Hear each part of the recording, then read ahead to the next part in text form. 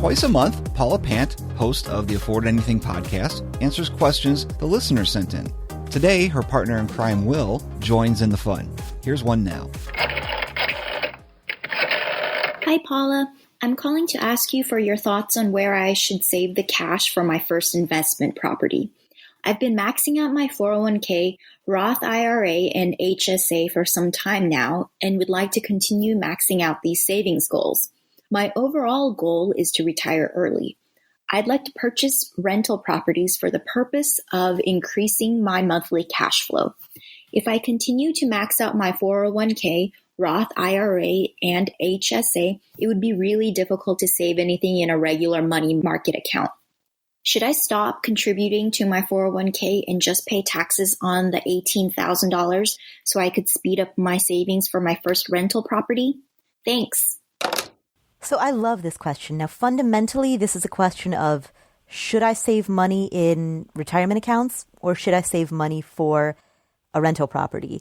That's a question, Will, that you and I grapple with like every day, basically. Yeah. Here's some money. What should we do with it? Yeah. Exactly. I mean, because there's so many options that you could take, and everything has a positive future benefit that you're talking about here. Exactly. And what I love about this question is that it is fundamentally a question about prioritizing, because the deepest money questions, I suppose, are the ones in which you are asking about priorities. Is it more important to do X or to do Y? What do I want in my life, basically? Exactly.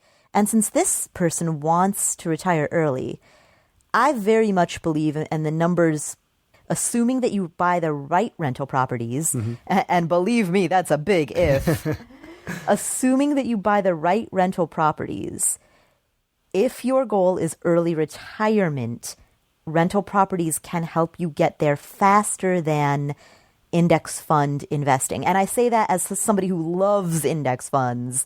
I am the biggest index fund fan. Like, I need a hat. I need like a trucker hat, like number one index fund. No, I don't have any friends. Be careful what you wish for. Your listeners might send one to you. I'm not hinting at anyone here, by the way. But, I think that, yeah, exactly what you say. It's a question of priority. It's a question of what you're trying to accelerate toward. The thing about rental properties, very broadly, when you're using loan money to buy them, is that does add an element of leverage, and leverage can help accelerate, the growth of a portfolio. It's a lever. It's a lever. It's a lever. So it works both ways. A lever can propel you up faster. A lever can also put you under faster. Right. That's why I think leverage in moderation for rental properties is fine, but absolute moderation to a degree, we use leverage, and we use it very, in my opinion, in a moderate way. Yeah. We don't want to go all cash necessarily, but we have a kind of a ratio range that of about 50%. About 50%. Our overall portfolio, right, we hold about a 50% equity position among all of our houses together. So we have some houses that we own free and clear, and some houses that we don't own free and clear, some houses that we have mortgages on. If you take the entire basket, and this is just us, I'm not saying this is what you should do, but for just us personally, we've decided that we want to hold at least 50% equity and the other 50% leverage. And we're not comfortable having any more leverage exposure than that. And in the eyes of many real estate investors, that makes us incredibly conservative. And I often get made fun of by the really hardcore real estate investors, who will leave comments like, well, if you hate risk so much, why don't you just put your money in a CD? In your sock drawer. Yeah, exactly. It's usually, I think, younger investors who haven't been burned yet. Who haven't been burned yet. Because I think that older investors, even if they continue to do a high leverage thing, they understand why someone would choose that.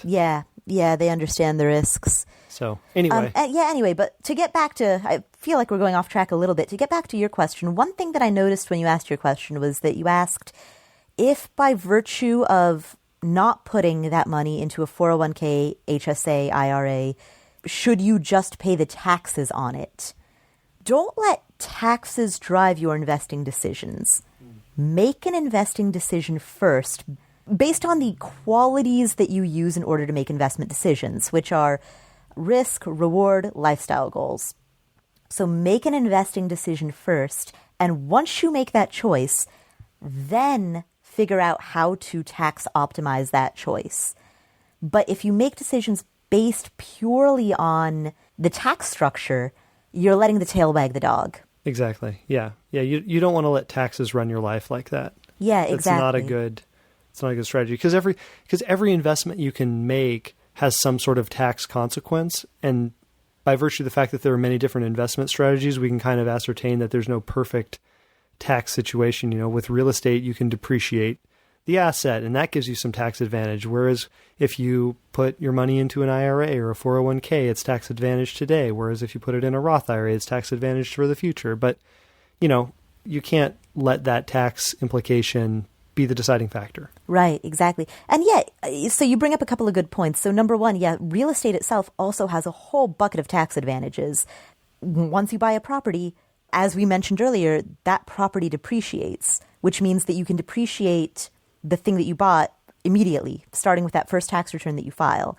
When you make improvements, you can, and this is a little bit of a double-edged sword, if you make a repair, like a short-term repair, that whole thing is a tax write-off in the year that you make it. If you make an improvement, such as a new roof or you put in new windows, that gets depreciated over the life of the roof or the life of the windows, which is kind of a double-edged sword. It sucks in the year that you do it because you've spent all of this money and yet you can only write off a fraction of the money that you spent.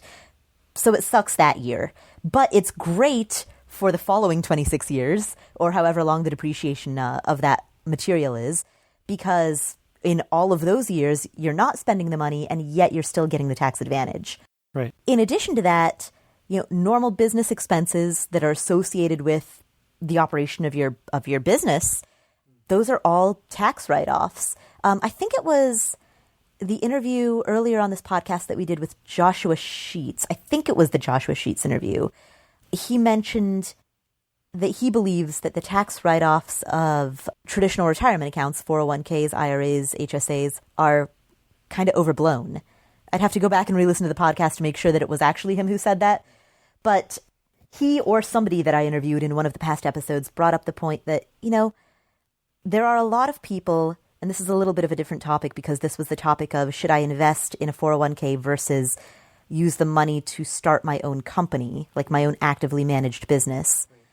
And this guest made the point that when you make a contribution into a 401k or any other type of traditional retirement account, the tax benefit is clear. If it's a traditional account, then you can deduct that money from this year's earnings, plus that money will grow tax deferred while it's in the account. If it's a Roth account, then that money grows tax exempt, and when you take out that money, you get that money without paying any taxes on the capital gains and the dividends. So the tax advantage there is clear. It's the tax advantages of a business are not quite as clear. They don't make quite as good of a soundbite.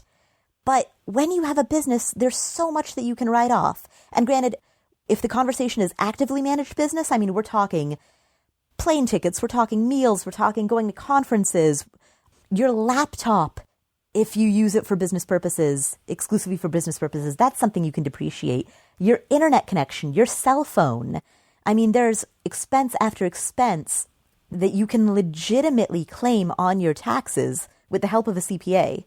Yeah, it's super nice owning a business. Yeah, it's pretty great. You gotta be honest. And now, granted, the tax structure for a rental property is not the same because the IRS views rental properties as passive income. So it's not just me who's sitting around saying, oh, this is passive income. Like, the actual tax designation of a rental property in the IRS's eyes is that it's passive income. And that means that you can't write off the same type of business expenses on a rental as you could for an actively managed business. But there's still a whole bunch that you can do. But that being said, all of this is going off course to the original point, which is don't let the tail wag the dog. Yeah. If you want to start building cash flows today, then for the most part, and there's some, caveats and whatever that, Joe could chime in with on, and has chimed in with on some other Ask Paula episodes. But for the most part, putting money into retirement accounts has kind of a a time, a limited upside, and a time component to it. Whereas investing in, it isn't going to help you maybe as much for early retirement because that money, you mostly can't access it. Again, there's a big old asterisk there and I don't want to go into that. But with building a passive business or an active business like, rental property, then you can start benefiting from that immediately. Yeah. Well, I mean, going back to our earlier conversation about cap rates, how cap rates are analogous to the dividend on a stock. Uh-huh. So if you have a property that is an 8 cap, then you have an unleveraged 8% cash return relative to the value of the asset, which is analogous to getting an 8% dividend payout on a stable blue chip stock, which is awesome. You could say that again. Well, I will. So here's what I mean by that. An unleveraged cash return relative to the value of the asset. That's a lot of big words. Here's the breakdown of that. The asset is fancy person term for saying house, for lack of a better. All right. So you have a house. It costs $100,000. For the sake of simplicity, we assume that you don't have a mortgage on it. We can get into that in a minute as to why we assume that. But for the sake of simplicity, let's assume that you own this $100,000 house free and clear. And then let's assume, and so the way that the cap rate is calculated is that first you take the potential gross rent, which is how much would it rent for at full occupancy. Then you add in any additional money that you would collect, such as pet fees, laundry fees, parking fees, anything else like that, storage fees that you might collect. Then you subtract out a reasonable estimate for vacancies. And then what you have left is what's called the effective gross rent. And then from that, and this is all going to be in an article that I linked to in the show notes at affordanything.com/episode 78.